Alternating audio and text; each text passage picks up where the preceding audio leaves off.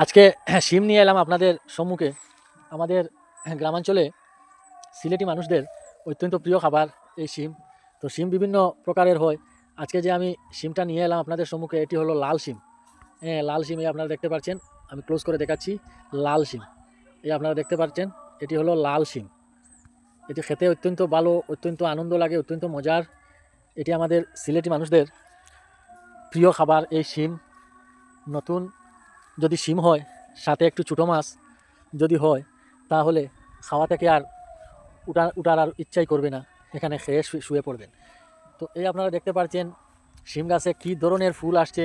তো ফুল আসার জন্য আপনারা এই শিম গাছের গোড়ায় পর্যাপ্ত পরিমাণ শৈল দিবেন, অর্থাৎ ফিরকাই, সরিষার শৈল বলে ফিরকাই দিবেন, সাথে একটু ডিওপি দিবেন। আর বেশি কিছু প্রয়োজন নাই, শুকনো গোবর সার আপনারা সবসময় দিয়ে থাকবেন। তবে লক্ষ্য রাখবেন, কাঁচা গোবর সার দিলে যে কোনো সময় গাছ আহত এবং নিহত হতে পারে। তো এই আমি আপনাদের সম্মুখে দেখাচ্ছি, আপনারা তো দেখছেনই, এটি এআইয়ের কোনো ভিডিও নয়, এটি ডাইরেক্ট ভিডিও। এখানে কোনো ধরনের এডিট করা নয়। কী ধরনের ফুল এসেছে শিমের গাছে আপনারা দেখেই বুঝতে পারছেন, এবং সাথে শিম রয়েছে। এখনই যদি আমি পারি, এই জার থেকে একদম মিনিমাম 30 থেকে 40 কেজি শিম এখনই বের হবে। প্রতিটি ফুলের গোড়ায় বড় বড় এই শিম। এই আপনারা দেখতে পাচ্ছেন কতটি শিম এবং কতটি ফুল আমি আপনাদের নিয়ে দেখাচ্ছি। এবং এই শিমের গোড়ায় আপনারা পর্যাপ্ত পরিমাণ সারই ব্যবহার করবেন, বেশি নয়।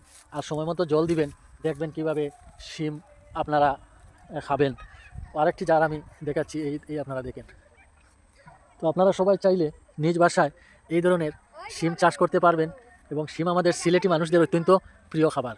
ভিডিওটি ভালো লাগলে শেয়ার করবেন, এবং সাথে থাকার জন্য সকলকে আন্তরিক ধন্যবাদ।